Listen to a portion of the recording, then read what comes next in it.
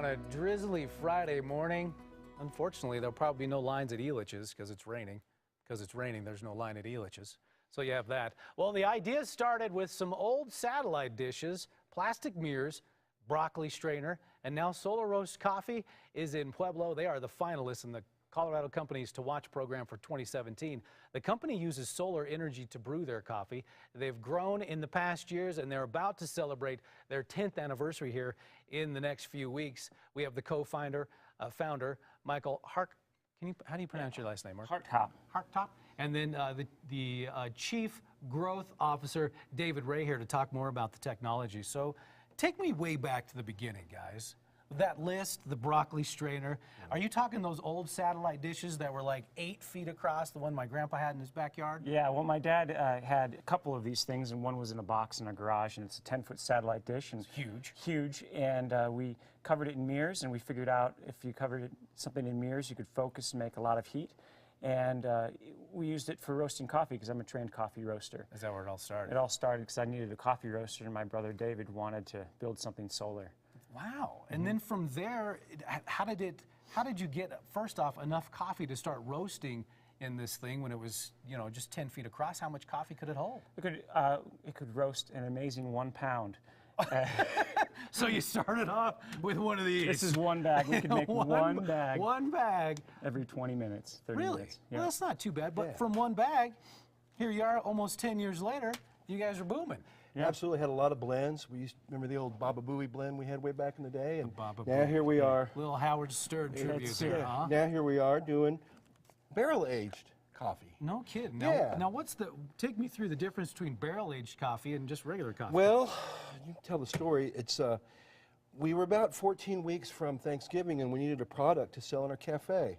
So we thought, how are we going to enhance our already great flavor? And so Mike ran across this idea of getting a whiskey barrel and putting green coffee in it. We just thought we'd roast it and see how it turned out, and it sold out of our cafe in a day or 2 days. Now, what happens to the beans inside there in relation to and what kind of whiskey barrel? Well, we used a 319 whiskey barrel from Colorado Springs. Local. And then the wine barrel is from the Abbey in Canyon City. And so what the coffee does is it pulls out the moisture from the oak, and the moisture happens to be either whiskey or it happens to be wine. And so the coffee takes on the flavor of either the wine or the whiskey. Does it pull in any of the alcoholic content or just the flavor? It might, but we roast at such a high temperature that the alcohol is not there. Now, what do we have up here? And you did bring in a sample for us because you know, we wake up at 1:30 in the morning here, so coffee is kind of the key to getting the day going. What do we got here? Well, we have a few of the barrels of the wine barrel coffee, and we've brewed up the wine coffee here to try. Does it smell? Should I smell any different? It doesn't really smell. You can smell it. It'll just be kind of. It's a cab Colombian. So we took a cab wine barrel. I don't really taste the difference, but it's good tasting coffee, and there's nothing in here. Yeah. This is black coffee, and it's delicious. So where do you guys go from here? What's next?